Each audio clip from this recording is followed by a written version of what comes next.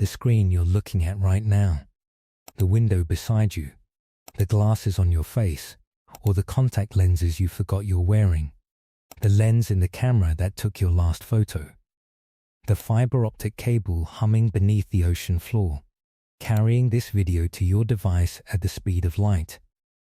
All of it depends on one material, one impossible material. Glass. Here's the strange part. Glass is, chemically speaking, almost nothing. Melted sand, cooled quickly enough that it forgets how to become a solid crystal, and just freezes, mid-thought, into something that shouldn't exist. A liquid pretending to be a rock. So here's the question this film is going to answer.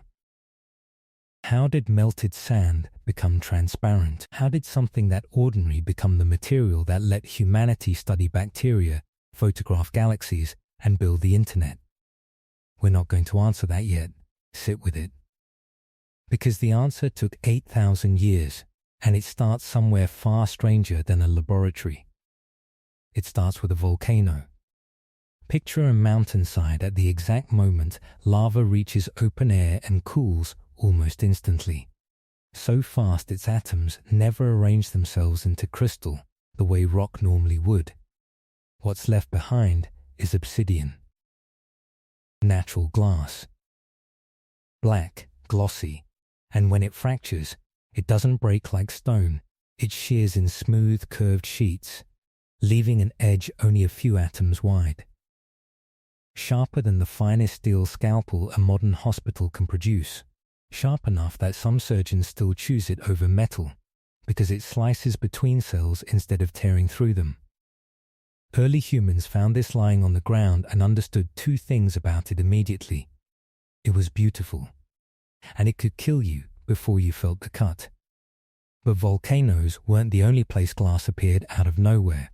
Lightning striking sand can push the temperature at the point of contact past 5,000 degrees Fahrenheit, hotter than the surface of the sun. The sand melts, then instantly refreezes around the bolt's branching path underground, leaving a hollow, root-shaped tube of glass called a fulgurite. Dig one up, and you're holding a fossil of a single instant of lightning. To early humans, this must have looked like magic. Not fire, not water, not stone.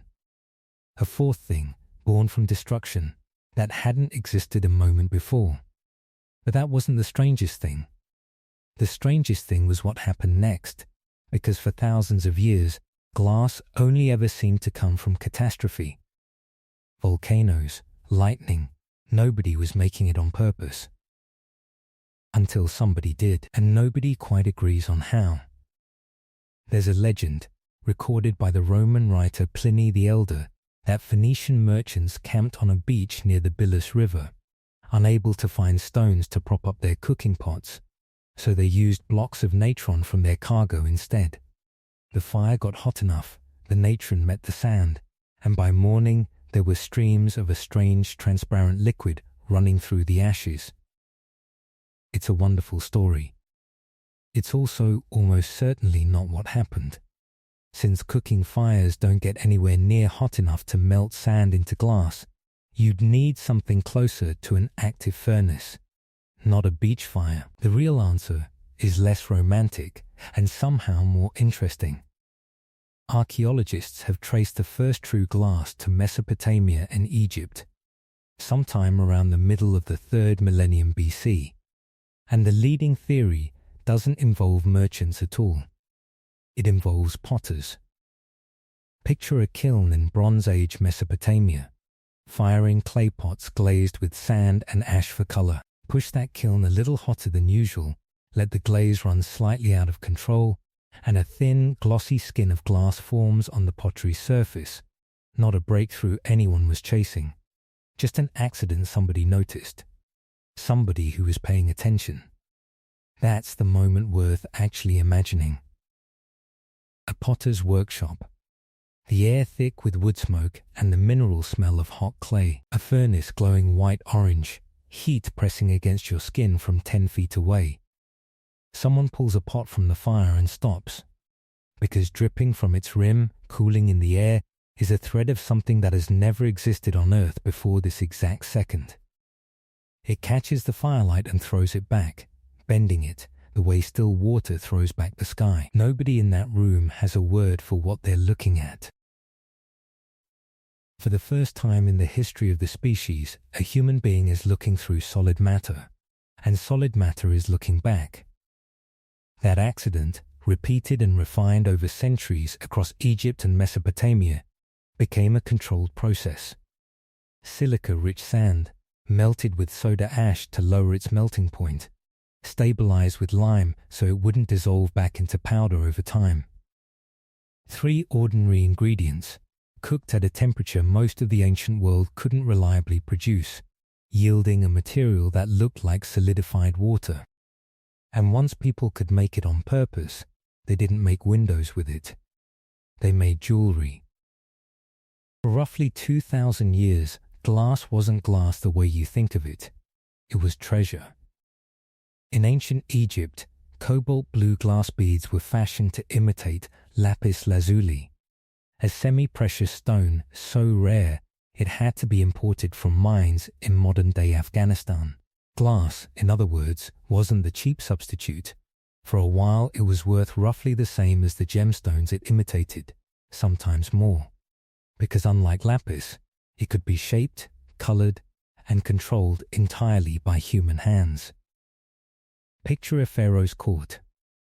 A small blue amulet, no larger than a thumbnail, passed hand to hand among advisors like a piece of the sky itself, probably worth more, gram for gram, than the gold setting around it.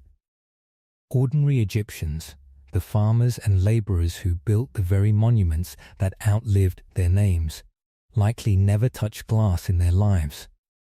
It belonged to pharaohs, to priests, to the dead, buried with their finest glass vessels to carry into the next world. That solved one problem. Wealthy civilizations now had a material that rivaled gemstones. It created another. For glass to matter to ordinary people, someone had to make it cheap. Nobody solved that for 2,000 years. Then, sometime in the 1st century BC on the Syro-Judean coast, somebody did something that had apparently never occurred to anyone in 2 millennia of glassmaking. They blew into it. Try to imagine watching this happen for the first time, with no idea what you're about to see. A craftsman gathers a molten glob of glass on a hollow iron pipe, glowing amber orange, dripping like honey pulled too fast from a spoon. Then he lifts the pipe to his lips and exhales, gently, and the glass at the other end begins to swell. A bubble, forming inside solid matter, growing with every breath, glowing, alive in a way nothing made of stone or clay had ever been. To anyone standing there in 50 BC, this would not have looked like a manufacturing technique. It would have looked like sorcery. Glass blowing changed everything, and not gently. Before it, a single glass vessel could take a skilled artisan the better part of a day, shaping molten glass around a core of packed sand or clay, then scraping the core back out once it cooled. Glass blowing made the same vessel in minutes. Rome, with its genius for scaling up anything that worked, turned glass blowing into an industry within a generation. Windows appeared in wealthy villas. Glass tableware showed up on merchant tables, not just royal ones. For the first time, an ordinary Roman citizen could own something made of the same material as a pharaoh's burial treasure. Glass had stopped being a gemstone. It had become an industry. But its greatest contribution was still 14 centuries away, and the story of how it got there is where this documentary stops being about material science and starts being about espionage. Venice. The late 1200s, a city built on wooden pilings in a lagoon.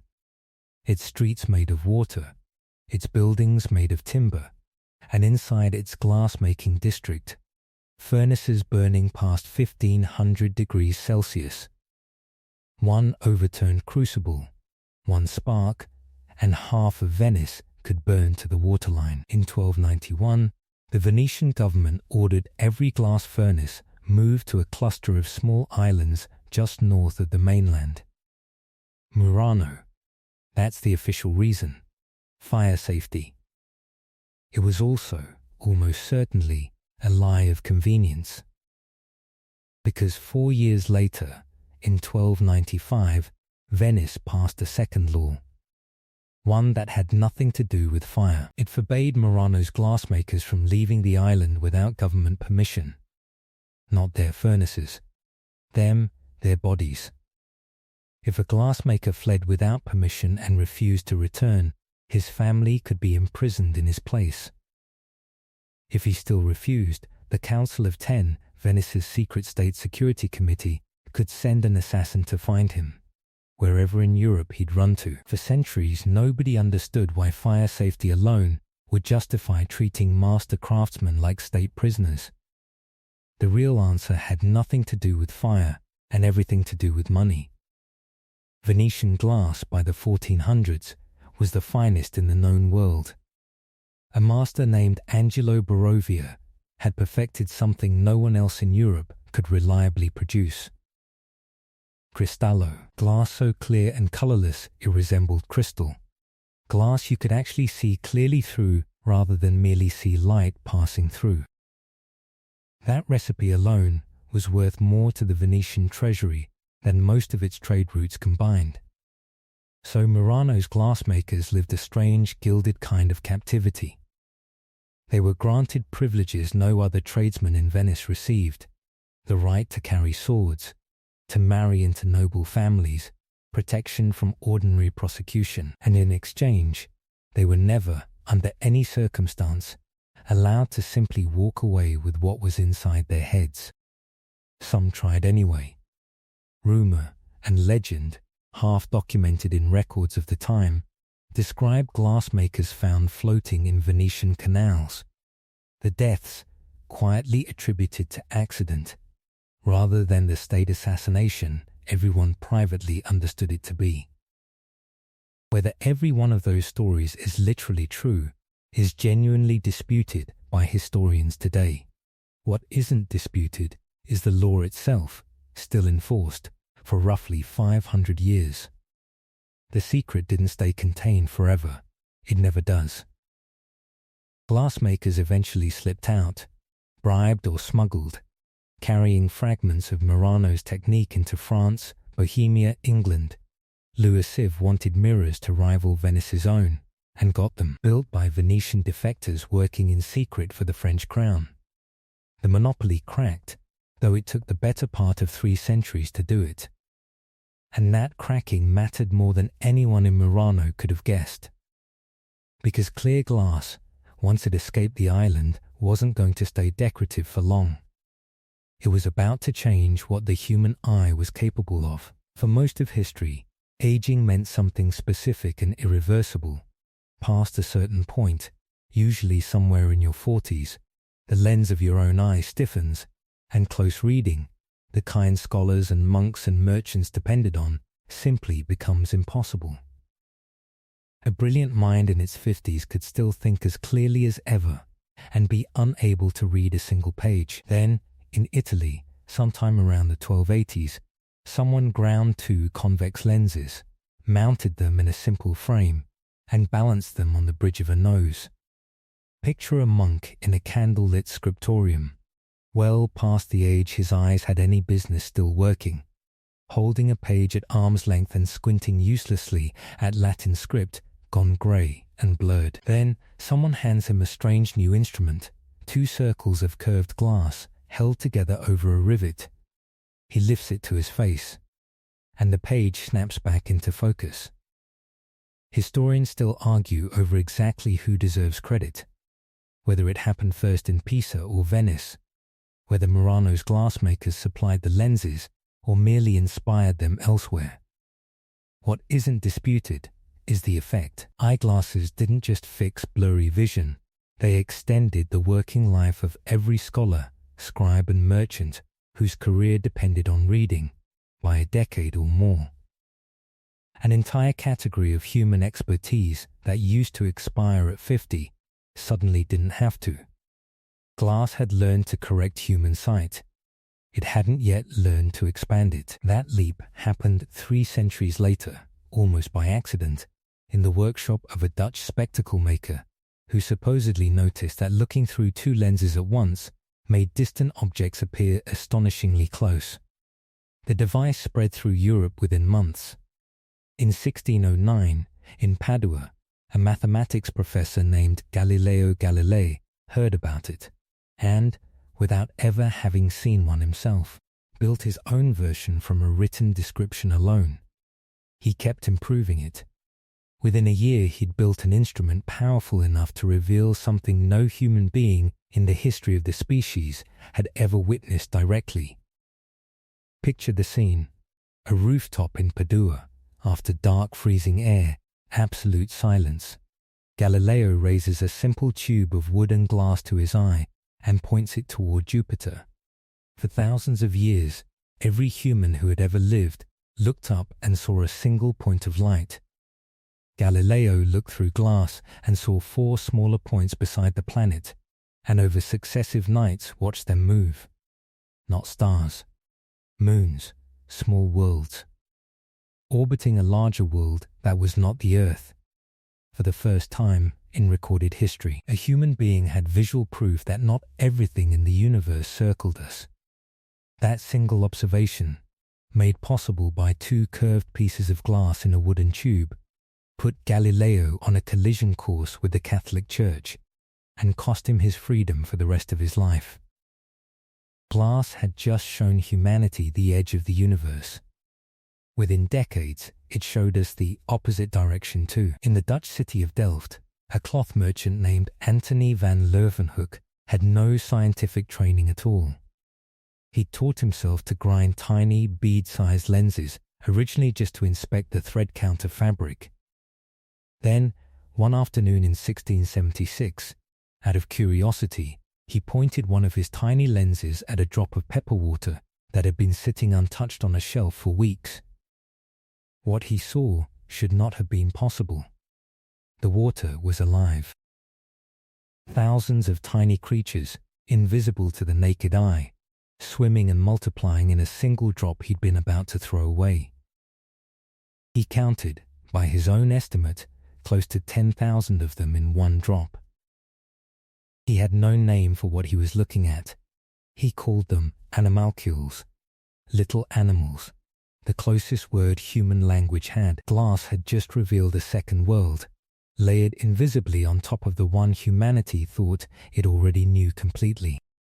Between Galileo's telescope and Leeuwenhoek's microscope, humanity had, within one lifetime, discovered that the universe was larger than anyone imagined, and that reality itself was more crowded than anyone imagined. Both discoveries made through nothing more exotic than curved, polished sand. The window wasn't the invention. Seeing through it in every direction at once was. Glass had become common by then, at least among Europe's wealthy. Its greatest contribution to daily life, though, was still a century and a half away, and it wouldn't come from a scientist. It would come from a factory floor. The Industrial Revolution did to glass what it did to nearly everything else. It took a slow, skilled, expensive craft and turned it into a machine-driven torrent. New processes for rolling and later drawing flat-sheet glass meant windows stopped being a luxury reserved for cathedrals and manor houses and became a default feature of an ordinary home. Cheap glass meant cheap greenhouses, extending growing seasons for an entire continent's food supply. It meant glass bottles, jars, and light bulbs, each mass-produced by machines that could do in a minute what a Venetian master needed an apprenticeship to accomplish in an hour. And it meant something bigger and taller than anything built before. Skyscrapers, wrapped floor to ceiling in glass-curtained walls, wouldn't have been possible with brick and small windows alone. Steel gave cities their skeletons, but glass gave them their skin, letting daylight reach deep into buildings dozens of stories tall.